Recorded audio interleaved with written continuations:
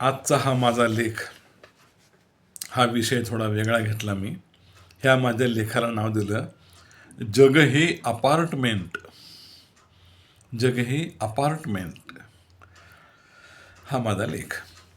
हे जग किती विशाल आहे नाही, आपण कल्पनाच करू शकत नाहीत, इतकं ते प्रचंड आहे. किती वर्षापूर्वीपासून हे जग स्थित झालं आहे आपणास माहीत नाही. पण या अतिविशाल अशा जगामध्ये एकूण 200-2.25 देश आहेत असं म्हणतात. आता हे सर्व देश त्या त्या भागातील लोकांनीच पूर्णपणे वसविले आहेत, हे तर खरेच. प्रत्येक देशातील वेगवेगळी शहरे, भव्य दिव्य अशा इमारती, विविध रस्ते, सर्व सर्व प्रकारच्या सुविधा त्या त्या देशातील लोकांनी, नागरिकांनीच उत्पन्न केलेले आहेत. आता एकेका देशामध्ये अनेक मोठमोठी शहरं आहेत. प्रत्येक देशाची एक एक राजधानी आहे. प्रत्येक देशात इतके ओतप्रोत सौंदर्य भरलेले आहे की ते शब्दातही सांगता येत नाही. सारखं पाहत राहावंसं वाटतं. परमेश्वराने, निसर्गाने माणसाला फक्त खनिज संपत्ती दिली आहे, विपुल अमर्याद अशी खनिज संपत्ती. पण माणसाने या सर्व खनिज संपत्तीचा पुरेपूर उपयोग करून घेतला आहे आणि त्यापासून ही वर सांगितलेली अनंत शहरं बांधून घेतली. हे सर्व देवाने निर्माण केले नाही. देवाने फक्त खनिज संपत्ती निर्माण केली. त्या निसर्ग संपत्तीपासून माणसांनी हे सर्व निर्माण केले. वेगवेगळे देश माणसांनीच बनविले. त्यांना नावं आपणच दिली माणसांनी. समुद्र जो नैसर्गिक स्थित आहे ती देवाची निर्मिती आहे. पण या महाप्रचंड समुद्रांच्या इकडे आणि तिकडे दोन्ही बाजूंना जी शहरं आहेत ती माणसांनी केलेली निर्मिती आहे.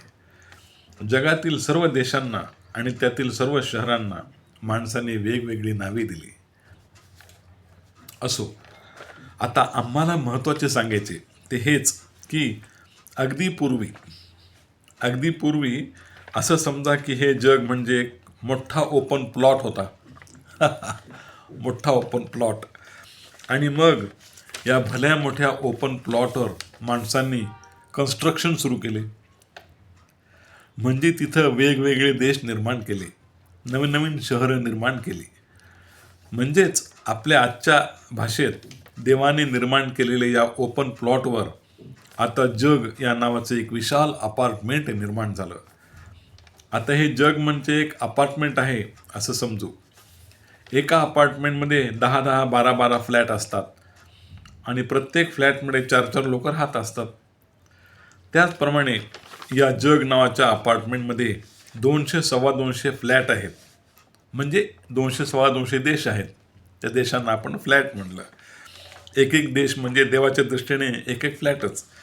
आणि प्रत्येक फ्लॅटमध्ये म्हणजे प्रत्येक देशामध्ये प्रत्येक फ्लॅटमध्ये कमी जास्त लोक राहतात.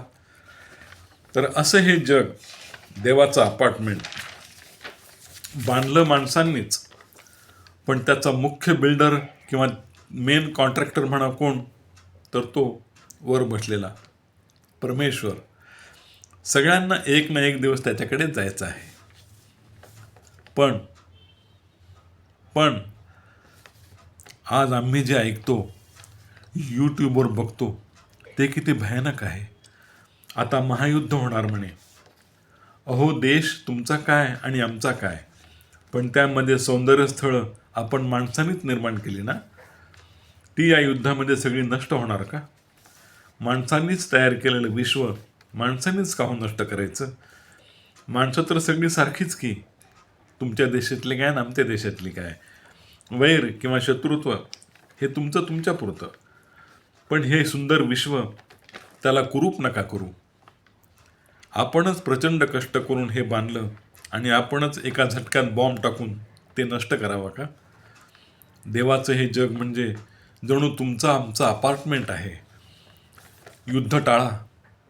टाळा हे युद्ध टाळा.